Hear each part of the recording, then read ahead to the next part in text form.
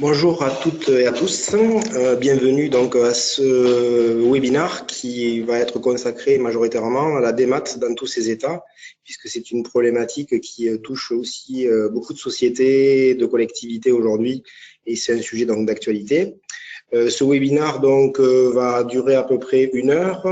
Il va être co-animé avec Pascal Del Prado qui est à mes côtés, qui est avant-vente et expert technique sur ces sujets.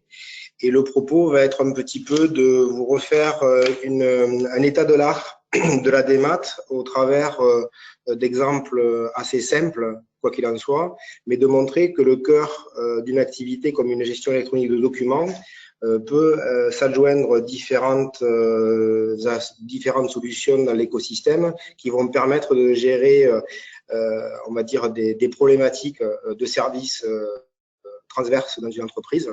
Et au travers de ça, on a prévu une petite démonstration qui va gérer les aspects LADRAD pour montrer également que la partie compta finance d'une entreprise peut également utiliser au travers de cette fameuse jet transverse des outils adaptés pour pouvoir lui permettre de répondre aux enjeux d'aujourd'hui et surtout à venir par rapport à la législation qui est en train de pas mal évoluer dans ces sujets-là.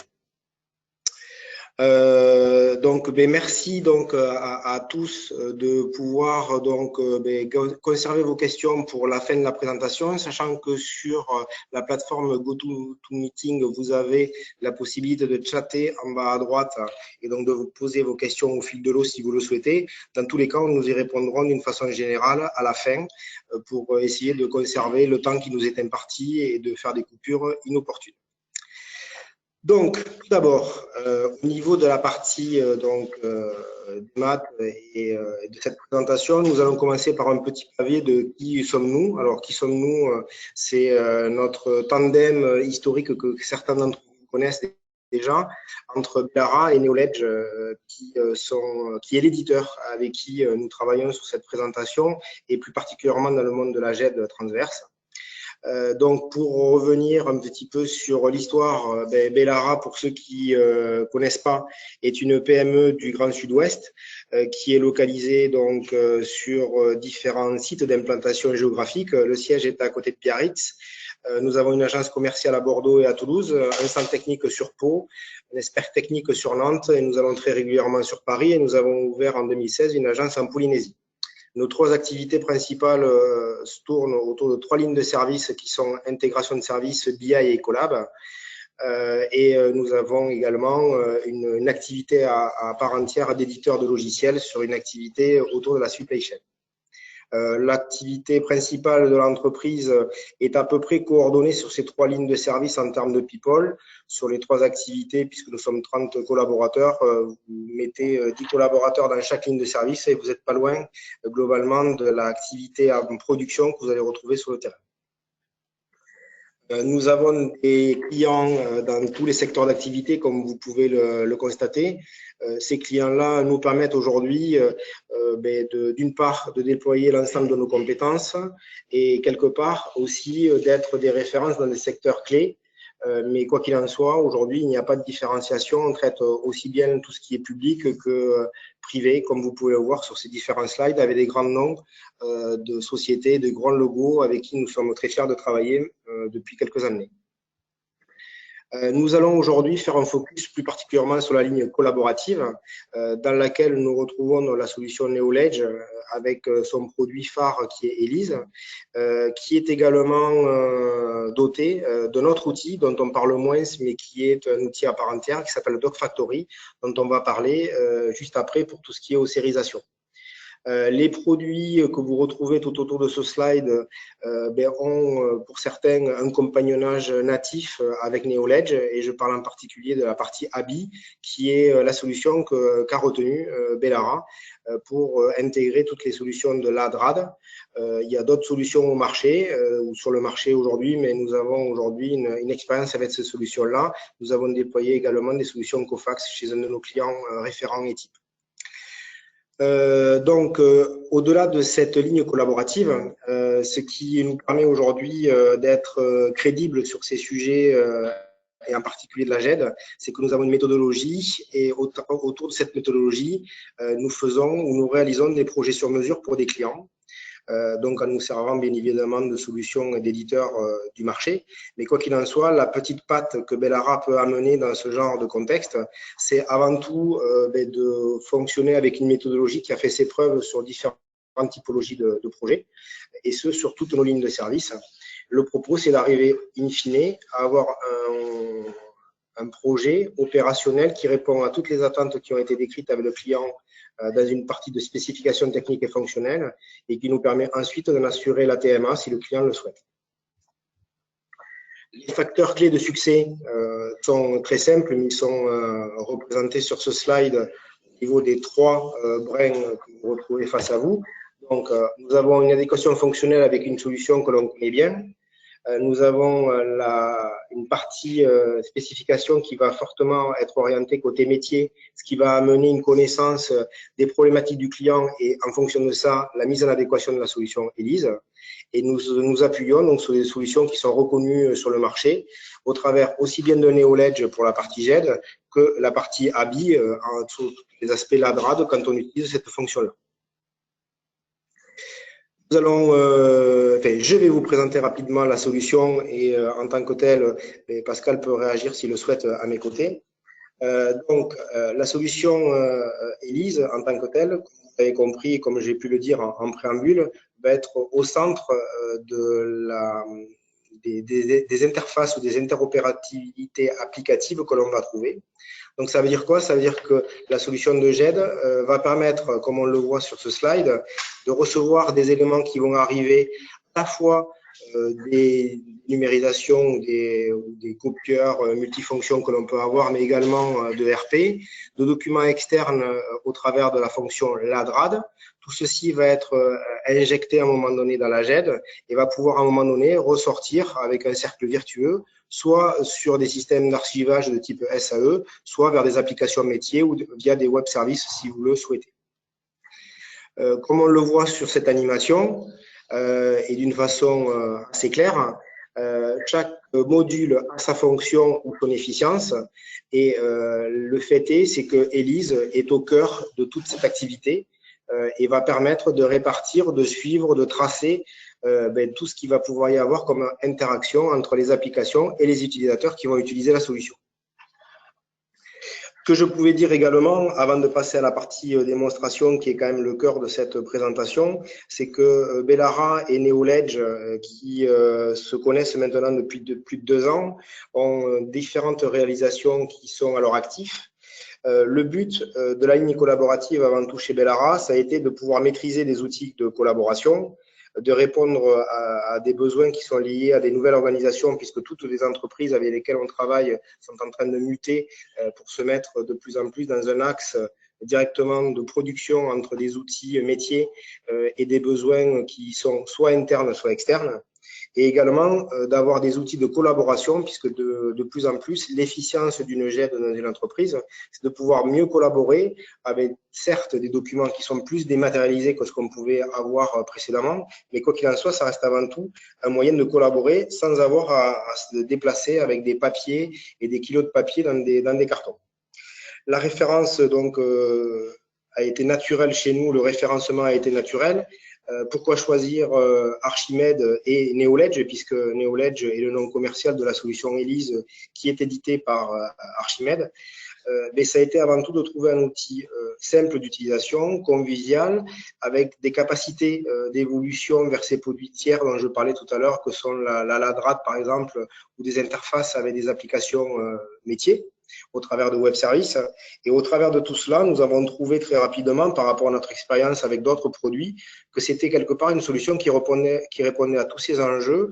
Et grâce à une société également franco-française, puisque Archimède est un éditeur franco-français, nous avons trouvé un partenaire à nos côtés qui nous permet, en interaction au quotidien, de pouvoir déployer nos projets chez nos clients en s'engageant avec nous, mais dans une même lignée qui est la satisfaction de nos clients. Donc, je vais rentrer dans la partie démonstration juste pour vous déflorer les scénarios que nous avons prévus et que Pascal va, comme habituellement il le fait, vous démontrer l'efficience de chacun de ces sujets. Nous allons commencer tout d'abord par une présentation générale d'Élise. Certains d'entre vous connaissent, d'autres pas. On va vous présenter donc l'ergonomie de la solution, l'interface utilisateur qui va grandement évoluer dans les mois à venir. La présentation d'un processus documentaire ensuite pour vous montrer au travers d'une branche achat ou d'une branche vente dans une entreprise comment on va arriver à numériser, indexer, suivre les documents, pouvoir à un moment donné les annoter, les valider. Et à ce niveau-là, je pense qu'on aura réussi à vous démontrer que l'intégration de Élise dans cet écosystème se fait assez naturellement. On va prendre également, pour exemple, des outils qui seront passés au travers de Abi pour vous montrer in fine ce que vous allez pouvoir en faire et comment ils vont pouvoir être traités dans Élise. Je pense que mon temps est largement écoulé, donc je vais laisser à Pascal la parole pour rentrer un petit peu plus dans les détails de cette démonstration et je vous reprends à l'issue pour les phases de questions-réponses et des échanges avec vous. Merci.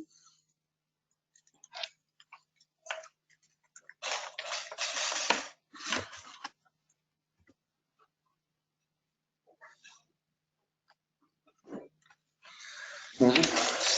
Donc, nous allons démarrer la démonstration par un aperçu du processus achat du comptabilité au travers du traitement de la dématérialisation de la facture fournisseur.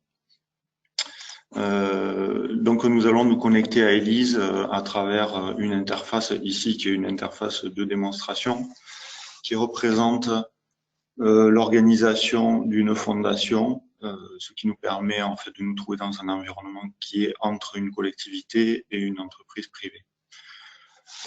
Donc dans cet organigramme, ça représente un peu comment sont structurés les collaborateurs dans une entreprise, avec une direction générale et des services qui sont sous-jacents à cette direction. Et pour chaque service, on va retrouver un directeur de service, une secrétaire et un collaborateur.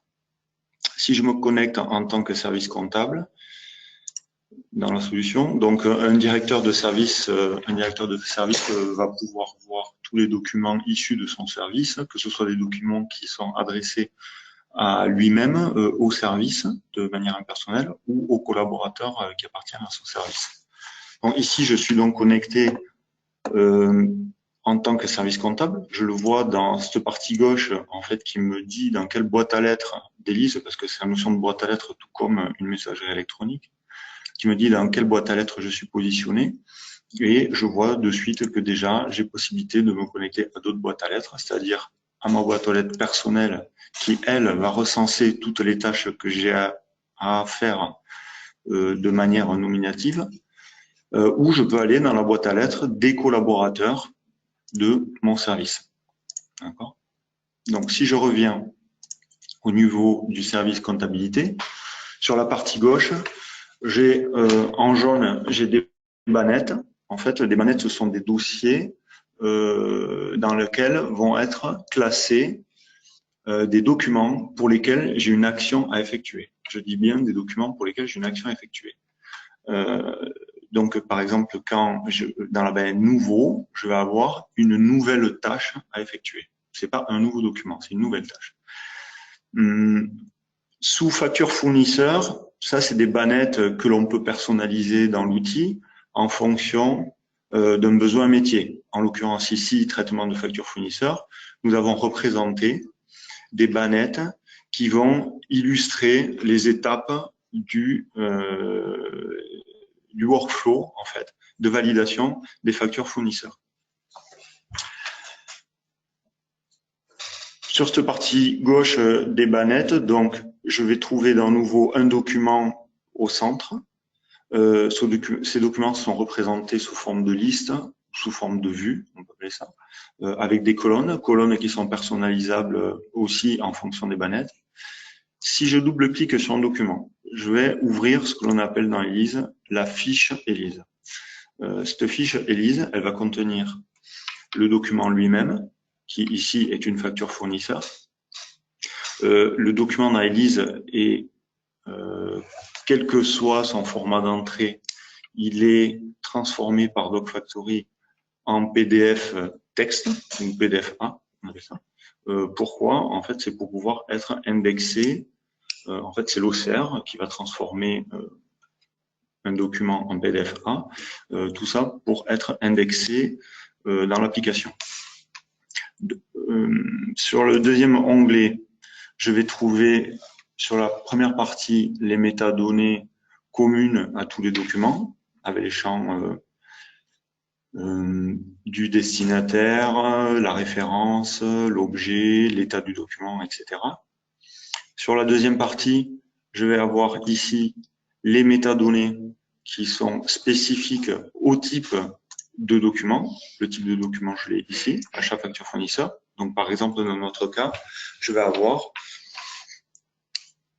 plusieurs métadonnées, dont, par exemple, les montants, montant hors taxe, sur la partie droite, montant des taxes, la taxe, le montant TTC, qui sont des métadonnées qui, elles, auront été extraites de manière automatique par, en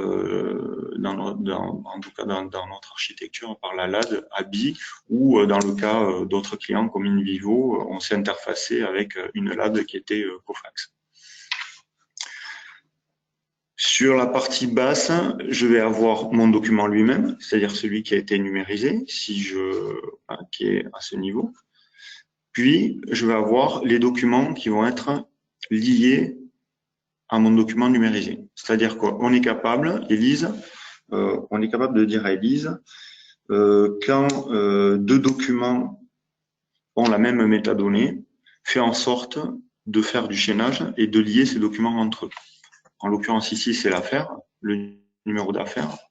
Donc, sur ma facture fournisseur, à partir du moment où l'affaire a été extraite de ma facture fournisseur, je vais avoir le bon de commande et le bon de livraison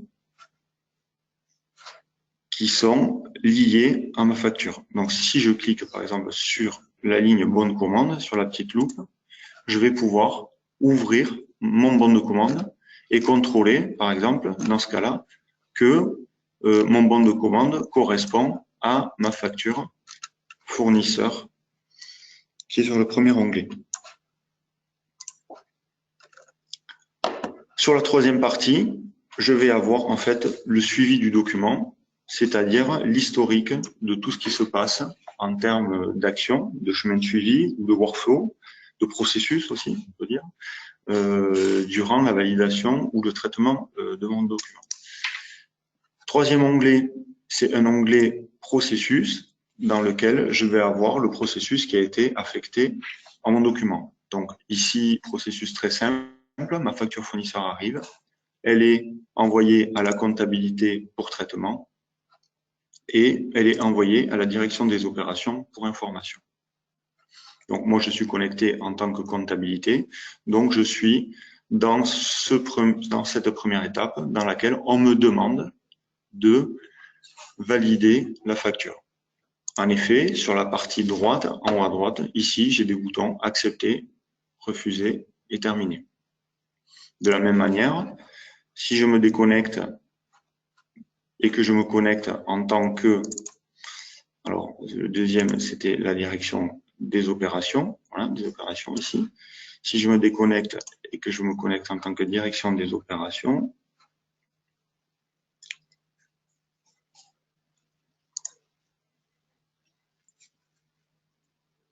je retrouve ma facture sur le premier écran. Revenons sur les factures.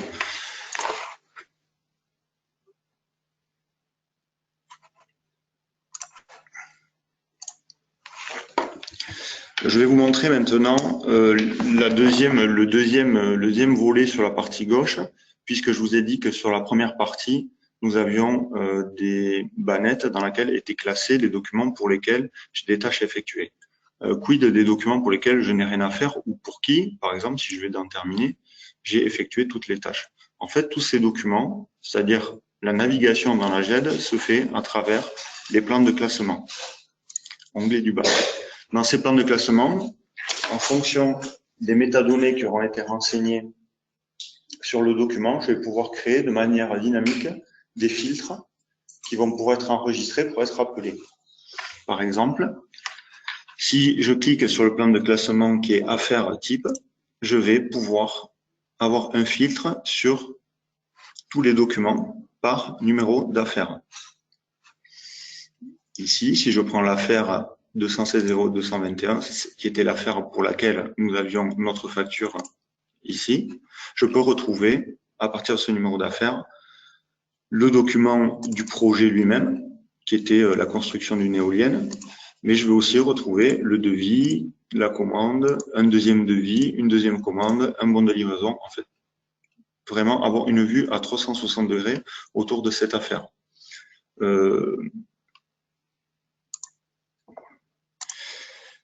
Si je reviens sur mes documents, je vais vous montrer maintenant comment faire évoluer le workflow à travers ces factures.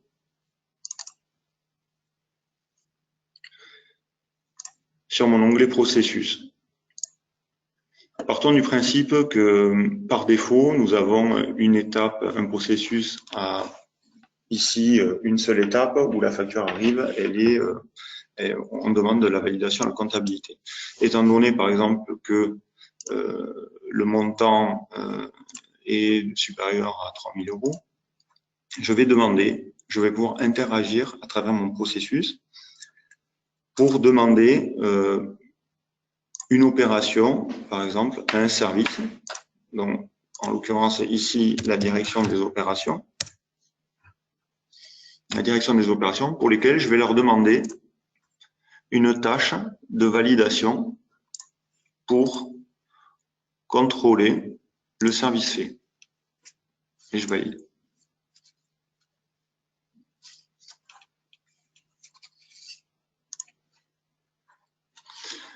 Donc là, j'ai fait évoluer mon processus en rajoutant une étape. Une fois que la direction des opérations aura validé ma facture pour contrôle du service fait, je vais renvoyer cette facture en comptabilité.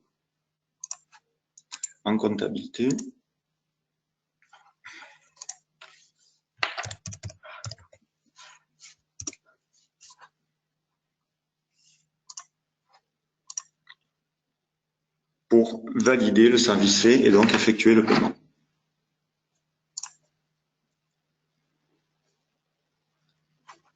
Une fois que j'ai fait évoluer mon processus, je vais pouvoir maintenant, enfin, terminer ma tâche, c'est-à-dire ma tâche ici était d'enregistrer la facture pour que cette facture aille à la direction des opérations pour contrôle du service fait.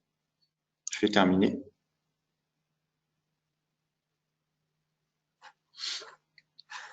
Je me déconnecte.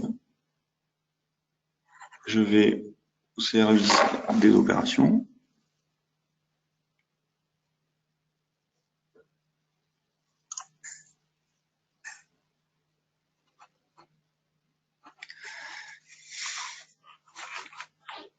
Bon, alors j'ai fait une petite erreur. Il fallait que je demande à la direction des projets métiers plutôt. Donc, on va corriger.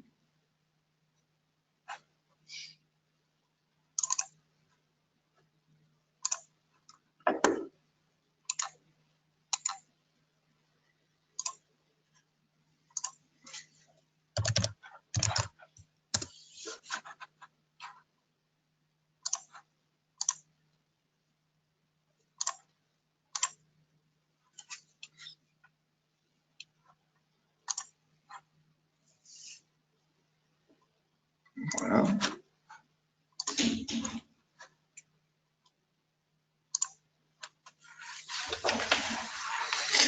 Et là, en tant que direction des projets métiers, j'ai bien ma facture ici qui est arrivée, dans lequel je vois que la comptabilité a validé cette facture et que j'ai une demande auprès de la direction des projets pour valider le contrôle du service fait. Donc ici, en fait, la tâche, la validation, elle est demandée à ce niveau-là. Validation, facture, contrôle du service fait. Donc, la direction des projets va valider cette facture et cette facture va pouvoir, en fait, repartir en comptabilité.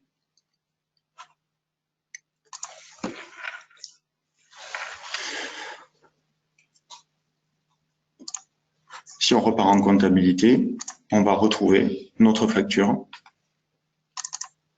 de nouveau avec le processus qui a évolué et la tâche qui est demandée au service comptabilité. OK. De la même manière, j'aurais pu m'appuyer en fait sur un workflow existant, c'est-à-dire qu'à ce niveau, j'aurais pu, quand j'ai fait ma demande, au lieu d'avancer étape par étape, demander, c'est-à-dire que l'administrateur fonctionnel de l'application aurait pu préparamétrer des processus de validation et donc faire appel à un processus existant.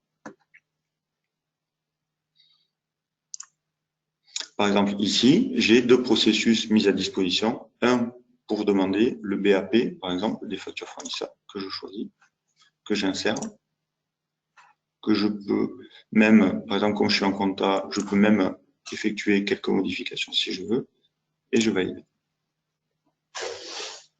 Et là, comme tout à l'heure, en fait, j'ai mon chemin de suivi, en fait, qui va s'enrichir à partir d'un processus préparamétré. Voilà ce que je voulais vous montrer sur la comptabilité achat. Pour la deuxième étape, en fait, nous avons possibilité, Georges l'a dit tout à l'heure, à travers DocFactory. DocFactory n'est pas seulement un outil qui va permettre de numériser, il fait aussi du traitement de numérisation, c'est-à-dire qu'il va éliminer les pages blanches, il va redresser les pages, bon, il fait tout un tas d'opérations. Il va aussi hauseriser le document, je dis, transformer de PDF, par exemple, image en PDF texte. Mais DocFactory peut aussi se comporter, il va pouvoir faire de l'extraction de métadonnées sur des documents que l'on va dire plutôt sortants, c'est-à-dire sortants de votre entreprise, qui sont au départ de votre entreprise, c'est-à-dire des documents normés, des documents pour lesquels vous maîtrisez la structure du document. Pourquoi? Parce qu'en fait, DocFactory va, si je prends l'exemple ici de facture fournisseur, donc j'ai mon ERP qui va émettre un train de facture fournisseur, de facture client, pardon, de facture client. Donc moi, je suis Work Ecology Formation. Donc en première page, j'ai une facture qui tient sur une page. Puis après, en deuxième et troisième page, j'ai une facture qui est sur 2 pages. Donc, DocFactory est un outil en fait de zonage qui est ici. Et si j'appelle pour test la facture que je viens de vous montrer, en fait, nous avons la notion de zone colorée en jaune, puis après un mappage de métadonnées et de zones et d'expressions régulières qui vont me permettre en fait d'extraire ces métadonnées. On a une petite interface ici avec un bouton de test qui va nous permettre de jouer en fait ce paramétrage pour voir si les informations ici là, extraites sont conformes à ce que l'on attend. Ok. Donc, il suffit juste que le RP génère un train de facture et que ce train de facture soit déposé en fait dans un répertoire, c'est-à-dire dans une chaîne de traitement que DocFactory en fait écoute en permanence et dans lequel il va aller chercher des fichiers qui viennent être déposés pour effectuer son traitement d'extraction et déverser ensuite ces documents dans Elise. Donc, si je me reconnecte en comptabilité, je vois que tout à l'heure, j'avais une seule facture, celle que j'étais en train de traiter, qui était celle-là, qui était une facture fournisseur. Les 2 factures que je vous ai montrées, en fait, elles ont déjà été traitées par DocFactory ici. Je vois bien que ce sont des documents au départ, parce qu'il y a un petit icône, là, une enveloppe jaune avec une flèche rouge, document au départ. Et si je les ouvre, je vais retrouver les 2 factures que je viens de déposer dans DocFactory, qui sont ici, pour lesquelles les métadonnées ont été extraites et renseignées. OK ? De la même manière, étant donné que DocFactory a trouvé un numéro de bon de livraison sur la facture, ici. Élise est allée voir dans la GED s'il existait un document qui avait cette métadonnée-là. C'est le cas. Et donc, Élise a lié le bon de livraison de manière automatique à cette facture client. OK.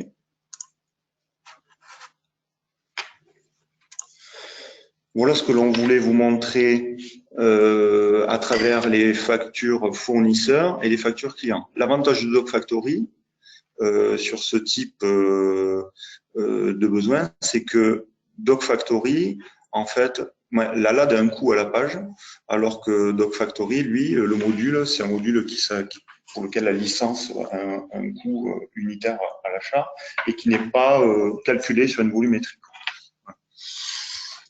Je vais revenir un petit peu sur les plans de classement qui sont un peu, étant donné que nous, on a quand même une expérience sur la GED depuis longtemps parce qu'on vient de monde IBM dans lequel on a vu passer plusieurs GED et aussi de solutions open source telles qu'Alfresco.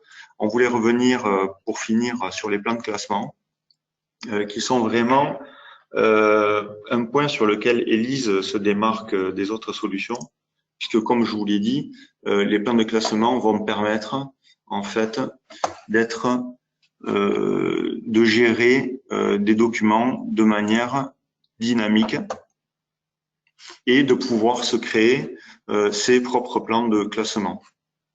Le plan de classement, c'est vraiment des filtres.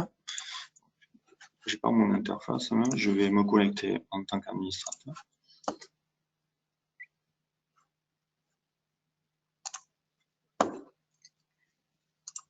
Voilà, il me manquait un bout d'interface. Voilà, qui est ici. Voilà. En fait, les plans de classement sont basés sur deux lignes qui sont classées par, ici, et par des filtres. En fait, ce sont des index et des filtres. Donc, l'utilisateur voit très bien ces filtres et on lui met à disposition, dans chaque liste déroulante, des métadonnées que l'on aura choisies pour que lui puisse agir sur ces plans de classement.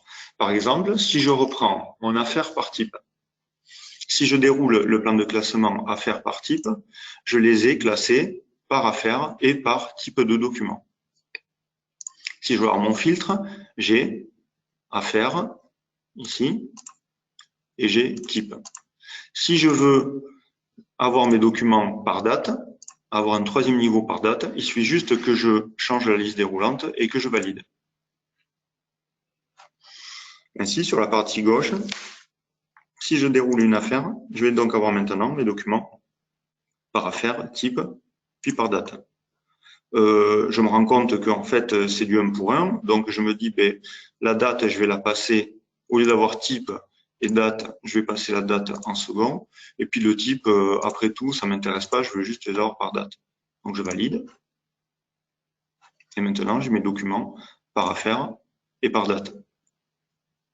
En fait, ça va nous permettre de mettre à disposition des utilisateurs des plans de classement par défaut. Et eux, en fonction de leurs besoins métiers, ils vont pouvoir classer, se créer, en fait, parce qu'ils peuvent l'enregistrer, leur propre plan de classement.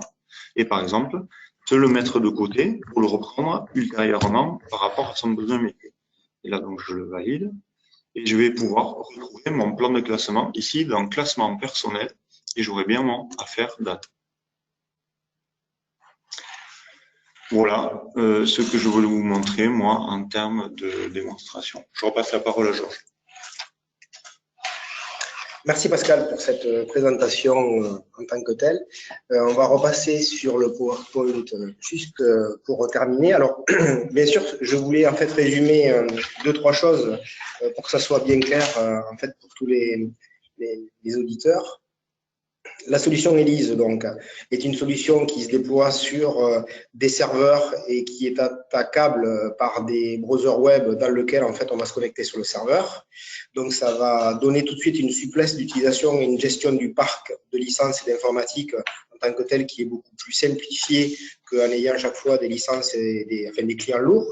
La deuxième chose, c'est comme vous l'avez vu, l'interfaçage avec des applications tierces métiers dans l'écosystème se fait assez simplement. On a une expérience majeure sur un grand nombre de projets avec cette solution qui nous permet aujourd'hui de vous faire ce webinaire pour vous montrer un petit peu tout ce qu'on peut arriver à faire avec Elise. Après, ce qui est très important aussi, comme je le disais, c'est la relation avec un éditeur fiable qui est localisé dans l'Hexagone et qui nous permet d'accéder à un support quand on fait des déploiements sur des problématiques qui peuvent se poser sur des applications nouvelles qui n'ont pas été forcément reconnues au travers des web services, puisque tout cet interfaçage va se faire au travers de web services ou de connecteurs que l'on va développer. Et c'est là qu'on retrouve la quintessence en fait, d'un Belara dans ce monde-là. On intervient majoritairement sur des interfaces applicatives dans le middleware depuis toujours.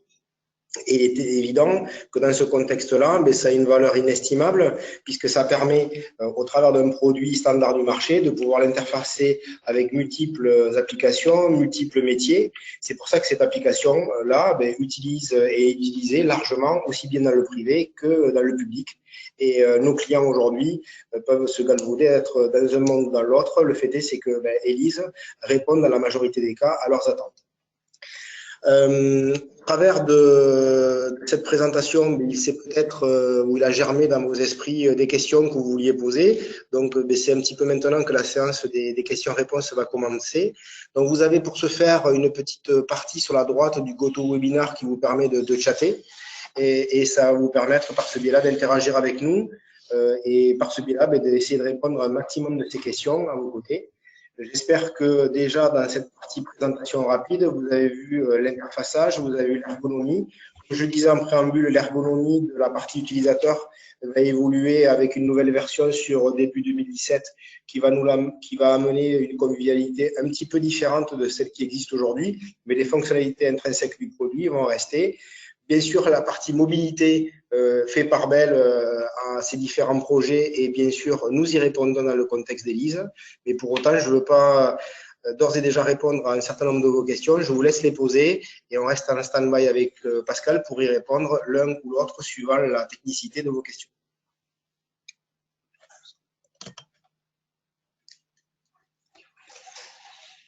Il y a des questions.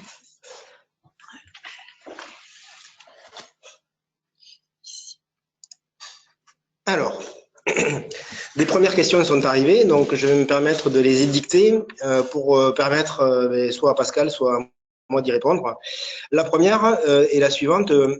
Faut-il des scanners dédiés pour cette application ou des scanners classiques d'entreprise pour traiter l'ossérisation ou le scan initial? Je vais laisser Pascal répondre à cette première question.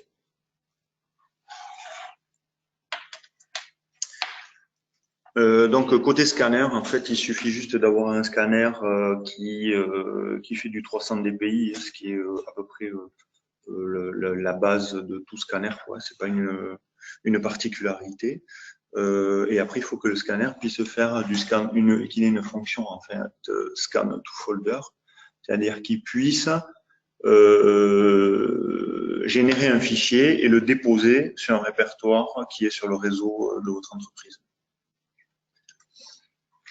Deuxième question, interfaçage avec la messagerie Office 365 pour les alertes du workflow. Alors, il existe en fait un add-on pour Outlook qui permet d'interfacer Elise avec Outlook. Autre question, je travaille dans le secteur public et je reçois des factures via le portail Chorus. Alors, il existe aussi un connecteur Chorus qui va vous permettre d'aller récupérer les factures, qui va permettre d'aller récupérer les factures sur la plateforme Chorus et donc de déposer ces factures d'analyse de manière automatique. Autre question, y a-t-il une possibilité de faire une recherche multicritère, date, montant, facture, tiers, etc. Alors là, oui. Je ne vous l'ai pas montré durant durant la démo, mais en effet, à travers les plans de classement, donc déjà, il existe plusieurs recherches. Il existe une recherche full text qui est sur la partie autre, dans laquelle on va rechercher n'importe quel mot, par exemple Spain, dans ce cas-là. Okay. Mais il existe aussi des recherches multicritères. Alors attention, ici c'est une plateforme de démonstration dans laquelle la recherche multicritère va nous proposer en fait toutes les métadonnées qui sont paramétrées aujourd'hui dans cette interface de démonstration. Il est bien sûr opportun, quand on déploie un projet de GED chez vous, de faire en sorte de masquer certaines métadonnées et de ne pas les mettre dans ce formulaire multicritère et en fait de conserver que les métadonnées pour lesquelles les utilisateurs sont susceptibles de rechercher des documents, quoi. Là, en fait, donc, oui, avec ce formulaire, vous allez pouvoir, en fait, faire une recherche sur tout ce que vous voulez, quoi. Je reviens sur l'écran des questions.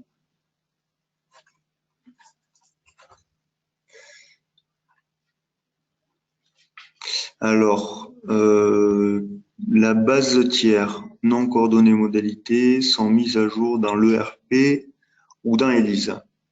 Alors, la base tiers, en fait, c'est un peu comme vous voulez, sachant que, par exemple, chez InVivo, nous avons fait le choix, c'est l'ERP en fait qui nous met à disposition un fichier CSV avec tous les tiers. Et en fait, il y a une routine qui tourne la nuit d'import qui est comprise de base avec ELISE, dans la licence ELISE, et qui permet de créer les tiers dans le carnet d'adresses des contacts externes. Autre question, cette solution existe-t-elle en mode SaaS? Oui, elle existe en mode SaaS chez l'éditeur depuis, on va dire, une petite année, quoi. Une petite année. Autre question, comment mon collègue peut prendre le relais si je suis absent? Comment mon collègue peut prendre le relais mon travail de facturation? Alors en fait, Elise va gérer tout ce qui est délégation, alors que ce soit une délégation par rapport à un directeur et sa secrétaire pour tout le temps, en fait c'est pour une date in fine, ou alors on gère la délégation sur une période donnée, de la même manière qu'on met dans son agenda quand on part en vacances, je serai absent du haut avec un réponse automatique.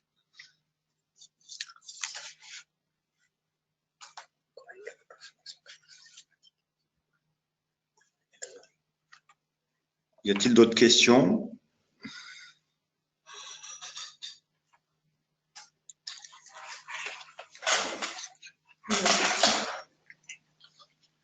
Alors, j'ai compris que Elise permettait de gérer les workflows, du bon à payer, mais aussi du paiement, fichier intégré dans l'ERP. Alors, oui, je vous repasse Pascal. Alors, Elise va en fait, Elise va permettre en fait de modéliser et de traiter le processus de validation de la facture. Concernant le paiement, en fait, c'est une action pour laquelle la comptabilité va dire j'effectue le paiement. Maintenant, dans le workflow, on peut mettre des étapes dans ce workflow qui vont être adressées, non pas à une personne physique, mais à un petit programme qui s'appelle le Smart Agent dans Elise. Et ce Smart Agent, en fait, on va lui donner des consignes.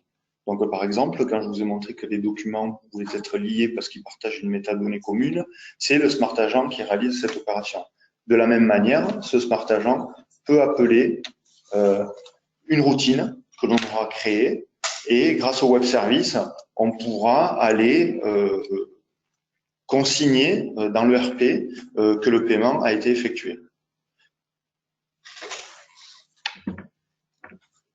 Le mode de facturation de la solution. Alors la solution, soit c'est du SaaS, et là dans ce cas-là c'est de la location, ou alors c'est de l'achat de licence. Ou alors c'est de l'achat de licence avec une maintenance annuelle qui est de 20%. Concernant l'environnement, quand vous achetez un serveur de production, vous avez un serveur de recettes qui est compris dans le prix, quoi.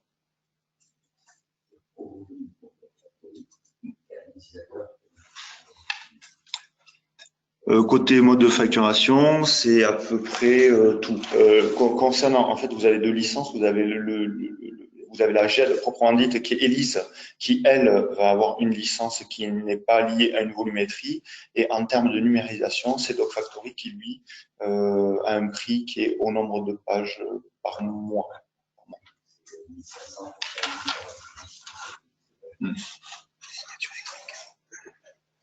Le logiciel est équipé de la signature électronique. Alors, oui, il existe un paraphare électronique qui est ELISFlow et qui va permettre, en fait, c'est un paraphare électronique qui a été développé par la société Archimède. C'est pas l'intégration de eParapheur ou de Adulac, c'est-à-dire des solutions du marché, et qui va permettre, bien sûr, si vous munissez d'un certificat, de pouvoir signer les documents électroniquement. De la même manière, j'en profite pour rebondir, il existe aussi une signature électronique serveur qui, elle, va être contenue sur DocFactory et qui va permettre de vous signer, par exemple, les factures clients avant le départ et le PDF que vous allez envoyer à votre client va embarquer cette signature électronique et aura donc une valeur probante comptable. Possibilité d'ajouter des commentaires sur le scan de la facture. Oui, aussi.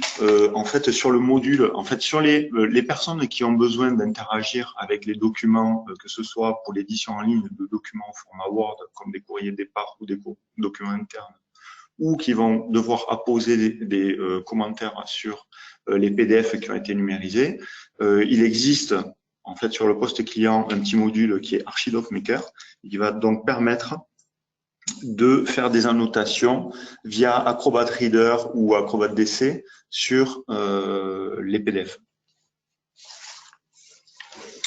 Donc là, je suis assailli de questions. Quel prix pour la signature électronique? Je sais pas.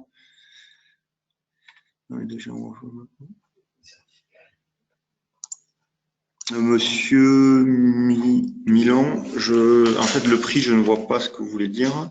Possibilité d'ajouter des commentaires sur le scan de la facture, si je l'ai fait. Quel est le temps d'installation? Bon, en gros, pour installer un environnement ELISE, c'est-à-dire le serveur, DocFactory, une connexion à la URL d'app de votre entreprise, pourquoi pas du SSO de type NTLM avec la session de trucs, c'est à peu près 2 jours, 2 grosses journées d'installation. DocFactory reconnaît-il les QR codes ou les codes barres? Oui, alors DocFactory en fait fonctionne avec la notion justement soit de séparateur, c'est-à-dire que quand vous allez numériser des documents, vous allez utiliser des séparateurs, ou alors vous allez pouvoir générer à travers l'interface du service courrier, vous allez pouvoir générer des étiquettes code barre que vous allez via une imprimante étiquette de code barre coller sur vos documents avant numérisation. De la même manière, pour des documents qui sont au départ de votre entreprise, ELISE va apposer sur chaque document un QR code qui, sur laquelle qui contiendra les informations concernant ce document. Quel est le prix à la facture? Alors, le prix à la facture va dépendre, en fait, ça c'est en fait le prix à la facture, le prix essentiellement est lié à la LAD de chez Abi et ça va dépendre, je vais faire une réponse de Normand, de la volumétrie que vous aurez à la main.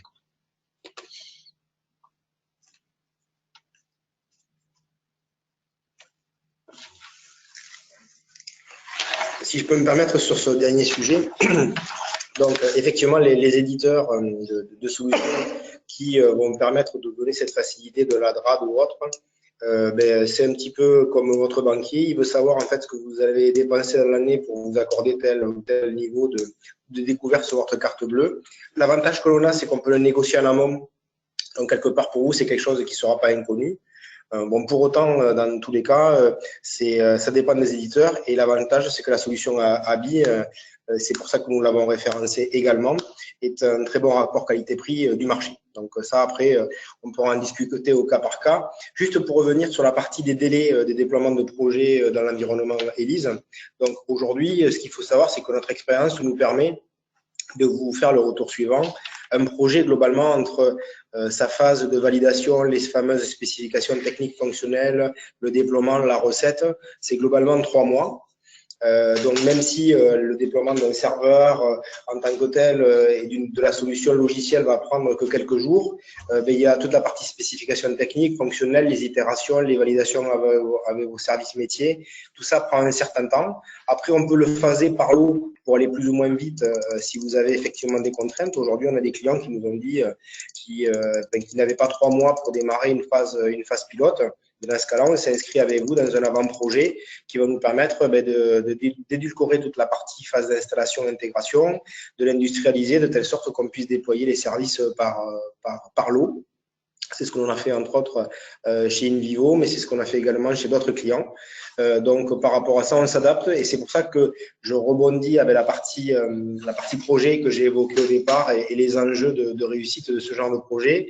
Mieux on saura ce que vous voulez faire le plus tôt possible, qu'on pourra vous conseiller et par ce biais-là vous donner aussi des retours d'expérience que l'on fait par rapport à d'autres projets, mieux on arrivera in fine à vous produire le projet dans les délais souhaités, escomptés et avec le niveau de qualité que vous attendez. Par contre, vous l'avez compris, ce genre de solution s'installe à un instant donné pour un besoin, un premier besoin. Bien souvent, ce qu'on constate, nous comme Neoledge, puisque Neoledge déploie encore des solutions dans certains environnements publics, c'est que c'est la première pierre à un édifice qui ne fait ensuite que croître et quelque part votre ROI ne fait qu'augmenter. Ou ne fait que s'améliorer, puisque de toute façon, vous allez avoir forcément à un moment donné des problématiques transverses, peut-être côté courrier, peut-être, donc on en a parlé, sur des services qualité dans des entreprises. Et donc, tous ces aspects-là vont faire que votre solution ne sera pas remise en cause et permettra d'évoluer, de vivre tranquillement au fur et à mesure des besoins qui arriveront. Et c'est pour ça qu'on se targue d'avoir quelque part une solution, une GED transverse dans une entreprise, quelle qu'elle soit. Voilà. S'il y a encore quelques questions, profitez-en. Nous avons encore 2-3 minutes qui sont prévues sur notre temps de webinaire de la journée. Je laisse les derniers indécis poser peut-être les dernières questions.